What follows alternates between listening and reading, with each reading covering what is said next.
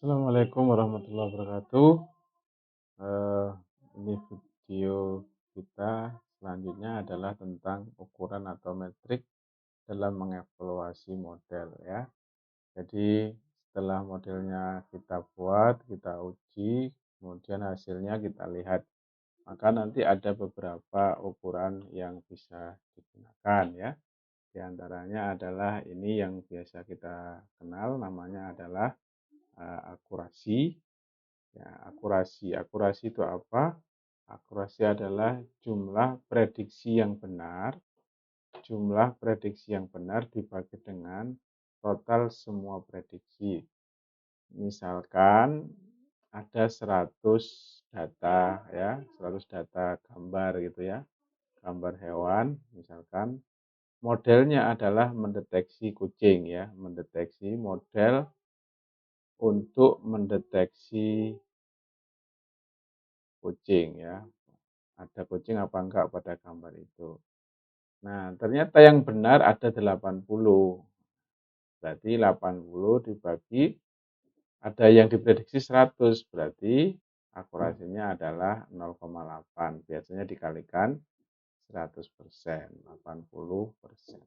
Ada beberapa yang hanya menampilkan 0,8-nya saja atau mengubahnya ke persentase. Ya. Ini disebut dengan akurasi. Nah, tapi biasanya ini akurasi kebalikan daripada error ya, kebalikan daripada error, kebalikan daripada error. Nah, kalau akurasi saja itu kadang kita tidak cukup ya untuk mengukur kemampuan daripada model kita. Jadi sekarang kita khususnya ini yang biner ya, binary classification, yang binary classification, klasifikasi yang hanya kelasnya 2, itu ada yang dimaksud dengan beberapa istilah yang perlu kita ketahui. Ya, ada yang disebut dengan true positif, ada yang disebut dengan true negatif, ada false positif, ada false negatif. Ini disebut dengan bahasanya confusion matrix. Jadi matrik kebingungan ya, matrix. Jadi matrik kebingungan, confusion matrix. Maksudnya apa? Jadi ini adalah nilai target sebenarnya ya, aktual label sebenarnya. Jadi misalkan kalau ini data positif berarti itu kucing atau bukan kucing, maksudnya gitu. Kalau negatif bukan kucing, kalau kasusnya tadi mendeteksi kucing ya, positif itu kucing, adalah gambar kucing, negatif gambar bukan kucing. Itu sebenarnya. Nah, ini prediksi, ini hasil model. Hasil dari model. Nah, ini yang sebenarnya. Ini yang sebenarnya. Maka ketika suatu gambar kucing betul-betul diprediksi sebagai kucing, itu disebut dengan true positif. Ada berapa jumlahnya? Ya. Ada berapa jumlah kucing yang gambar kucing yang dideteksi betul-betul itu kucing? Itu namanya true positif. Jadi gambar kucing dideteksi sebagai kucing, benar. Nah, ada disebut dengan false positif. False positif itu apa? Itu gambar bukan kucing, ini jumlahnya ya. Gambarnya bukan kucing tapi dideteksi sebagai kucing. Ya, gambar kucing tapi dideteksi bukan kucing. Ya. Gambar bukan kucing, ya, bukan kucing tapi dideteksi sebagai kucing, dideteksi sebagai kucing. Itu disebut dengan false positif. Padahal sebenarnya bukan negatif, tetapi ternyata dideteksi sebagai kucing. Namanya positif palsu ya, positif palsu. Kucing palsu. Harusnya kan aslinya dia negatif. Nih, tetapi dideteksi oleh model kita sebagai positif. Itu disebut dengan false positif. Nah, ini ada true negatif. Itu bukan kucing, model kita mendeteksi sebagai bukan kucing. Benar, ya.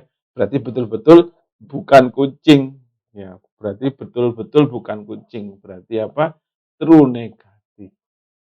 Betul, betul kucing, betul-betul negatif.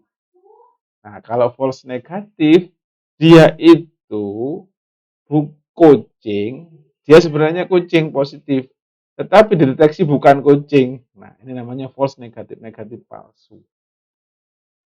Nah, ini materi kebingungan ini penting, penting untuk diketahui. Untuk apa nanti kita mengukur namanya presisi, ada recall, ada namanya F1 score.